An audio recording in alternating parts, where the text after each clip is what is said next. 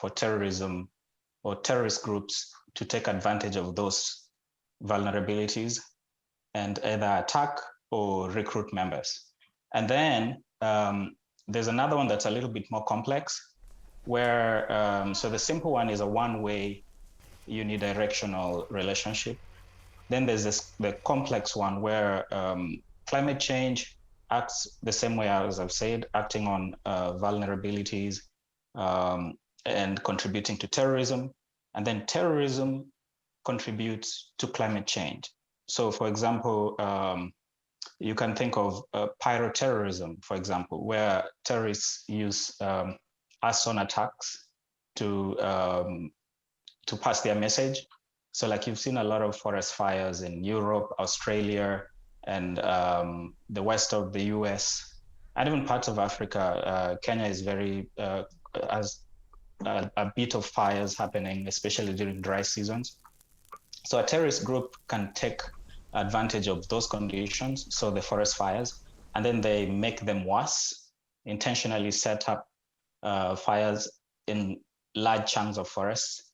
And so when they do that, that contributes, the burning of those things contributes to emissions of greenhouse gases, which contributes to climate change, as you know, and then that goes back again, the loop. And so until some intervention comes in. But I have to point out that pyroterrorism has not been, has not happened in a large scale, but it's a possibility. Yeah, so those are the two main relationships, both indirect. Boko Haram in the literature, Boko Haram has been seen to get their members or recruit their members from poor youths. So young people who are destitute or in poverty, don't have well-paying jobs. And then they lure them with the promise of better life, or in case of suicide bombers, their family members get paid money. So climate change is making conditions, for example, in the Nigeria area where Boko Haram is very prevalent, is making conditions worse. So dry areas getting much drier, agricultural produce or yield going down, jobs not being very available.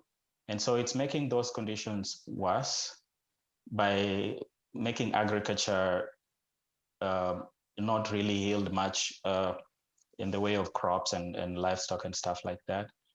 And that makes people more vulnerable. Poverty increases, and it makes it much more lucrative to be drawn towards the side of Boko Haram, especially in the northern parts of the country. Yeah, and other places where I don't think the world is doing, or let me say, the states and the nation state actors that are involved in all this are doing what needs to be done. I think there's a lot of dilly-dallying that's going around. And so I think climate action is still dragging. It's not where it should be. And like if you read in the news, there were a lot of disappointed voices in the news about COP 2016, about the outcome. And I think probably bigger countries, like there's the issue of climate justice, because one of the things that people need to think about is climate change is already affecting people now. It's not a future thing for most of the world. But most of the world leaders, especially in the global north, if I can use that terminology, so United States and others, are not really taking it as seriously as they should. Of course, there are things they're doing, but I think there should be a more forceful move towards acting on the already vulnerabilities that, like poverty, food insecurity, because these feed into other things. And you know, now climate change is a well-known global security issue. So the more people delay, the more problem gets compounded, and it might get out of hand. And most of the developed world are well placed to adapt.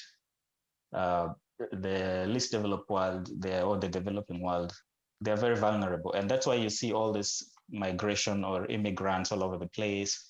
All these things are linked. Climate change, conflict, internal displacement, refugeeism, all those things are linked. And the big elephant in the room is climate change, which I think there needs to be some seriousness about it, which I don't see at the moment.